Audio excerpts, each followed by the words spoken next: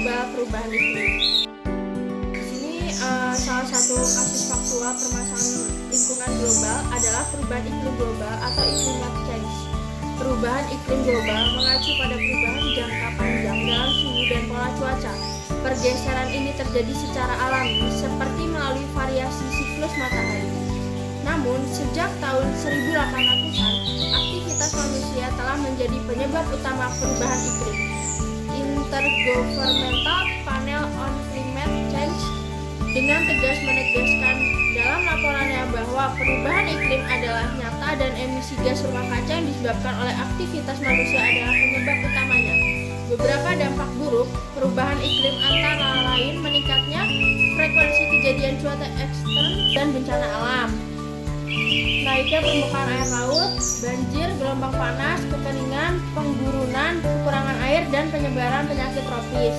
Salah satu kasus di mana gelombang panas terjadi dengan suhu yang semakin tinggi terjadi di India yang terdapat di Asia Selatan. Menurut laporan Times of India, setiap tahun suhu udara di India cenderung naik di bulan Mei atau Juni. Akan tetapi, tahun ini tinggi suhu mencapai rekor tertingginya. Gelombang panas yang tak terhenti-hentinya melanda India bagian utara telah menewaskan sedikitnya 52 orang di New Delhi. Selanjutnya, di sini ada keterkaitan dampak permasalahan lingkungan tersebut dengan pemenuhan hak asasi manusia. Dampak perubahan iklim terhadap pemenuhan HAM terlihat dengan penggunaan slogan No Planet, No People, No Human Rights. Sebab singkatnya perubahan iklim global mengancam kelangsungan hidup manusia dan seluruh hak asasi manusia. Hak asasi manusia menyatakan hak semua orang untuk diperlakukan sama, untuk menjalani kehidupan mereka dengan aman dan bebas, dan untuk dilindungi oleh pemerintah. Akan tetapi, dampak perubahan iklim dapat mengancam berbagai hak asasi manusia yang diterima secara internasional, termasuk hak untuk hidup, hak atas pangan, dan hak atas tempat tinggal dan bekerja. Yang pertama yaitu hak atas hidup. Dampak perubahan iklim terhadap hak untuk hidup dapat terjadi secara langsung.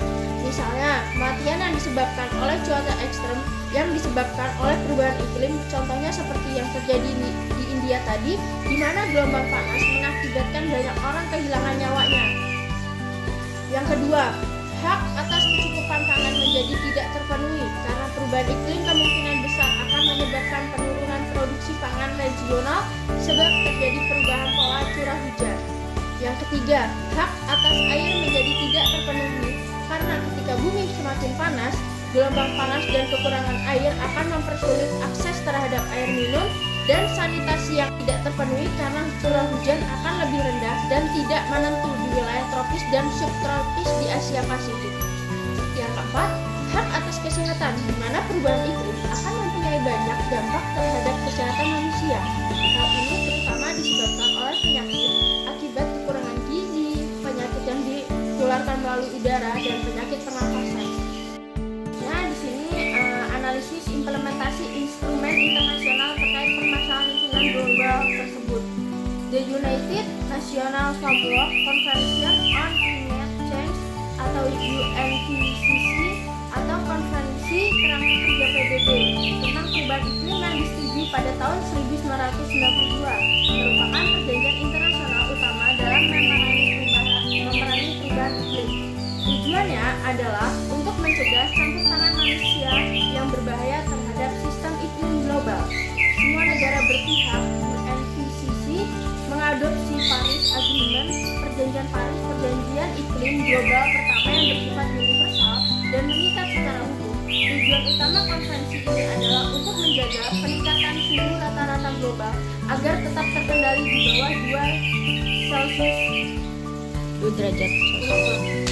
Langsung 1, 2, 3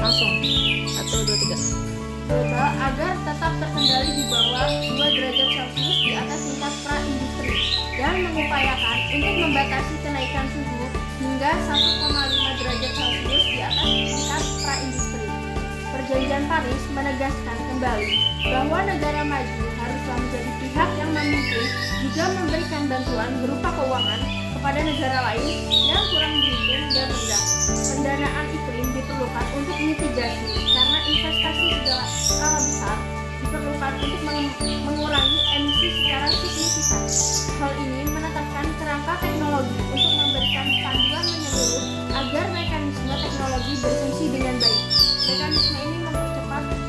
pengembangan dan transfer teknologi melalui kebijakan dan implementasinya. Paris Agreement diterapkan berdasarkan dalam MDG. Mereka negara-negara mengkomunikasikan tindakan tahun di mana sejak tahun 2020 negara-negara telah mengajukan rencana aksi iklim nasional mereka yang dikenal sebagai Nationally Determined Contribution yang akan mereka ambil untuk mengurangi emisi gas rumah kaca guna mencapai tujuan perjanjian Paris.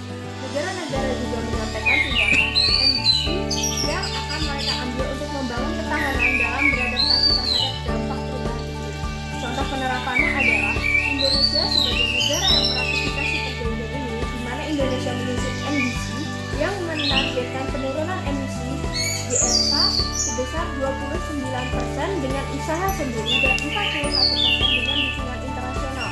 Akan tetapi, menurut Sharon Esther Barolet, dalam penelitian berjudul Implementasi Konvensi Internasional Paris Agreement tentang mitigasi perubahan iklim di Indonesia, menyatakan bahwa Indonesia belum mengimplementasikan instrumen internasional dengan baik. Hal ini terlihat dengan adanya kebijakan yang kontra dengan komitmen untuk mengurangi emisi sebagaimana telah tercantum dalam MDG Indonesia. Selanjutnya di sini analisis keterkaitan dengan tujuan pembangunan berkelanjutan sebagai upaya mitigasi dampak lingkungan dan pemenuhan hak asasi manusia pada permasalahan lingkungan global tersebut. Tujuan pembangunan berkelanjutan atau yang sering dikenal dengan SDGs juga dikenal sebagai tujuan global yang diadopsi oleh PBB pada tahun 2015. Adapun ke-17 SDGs bersifat terintegrasi karena tindakan di satu bidang akan mempengaruhi hasil di bidang lain, dan bahwa pembangunan harus menyeimbangkan keberlanjutan sosial, ekonomi, dan lingkungan. Salah satu permasalahan global yang paling mendesak saat ini.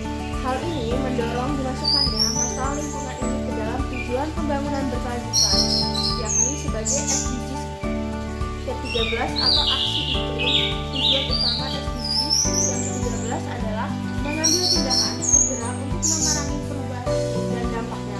Kesepakatan ini mengakui bahwa perubahan iklim merupakan tantangan global yang memerlukan perhatian segera dan upaya bersama dari pemerintah, dunia usaha, komunitas, dan individu di seluruh dunia. Target pertama SDGs ke-13 yaitu mencakup penguatan ketahanan dan kapasitas adaptasi terhadap bencana atau bahaya terkait iklim di semua negara. Tujuan ini disusun dengan mempertimbangkan kejadian-kejadian seperti banjir ekstrim, kekeringan, gelombang panas, kebakaran hutan, dan bencana alam lainnya. Karena hal-hal tersebut mempengaruhi penghidupan jutaan orang di seluruh dunia. Tujuannya adalah untuk memastikan bahwa keterampilan manajemen risiko bencana telah dikembangkan, sehingga keterampilan tersebut dapat membantu dalam pencegahan atau setidaknya mengurangi konsekuensi dari kejadian-kejadian terkait perubahan iklim. Perlindungan hak asasi manusia merupakan inti dari pencapaian SDGs, termasuk akses terhadap keadilan, ketahanan pangan, kesetaraan gender, kondisi kerja yang adil, penghapusan pekerjaan anak, akses yang setara terhadap pendidikan, transisi yang adil, dan keadilan iklim. Kemudian, sebagaimana diakui dalam agenda baru untuk perdamaian, penderitaan yang tidak merata akibat dampak perubahan iklim yang merupakan salah satu ketidakadilan terbesar di dunia, yang berarti bahwa ketiganya saling berkaitan karena SDGs berusaha untuk menjamin terpenuhinya HAM, termasuk penyelesaian pelanggaran hak asasi manusia akibat dampak dari perubahan iklim. Dengan demikian dapat disimpulkan bahwa SDGs termasuk SDGs ke-13 atau aksi iklim menjadi upaya untuk menyelesaikan dampak perubahan iklim yang dapat melanggar hak asasi manusia.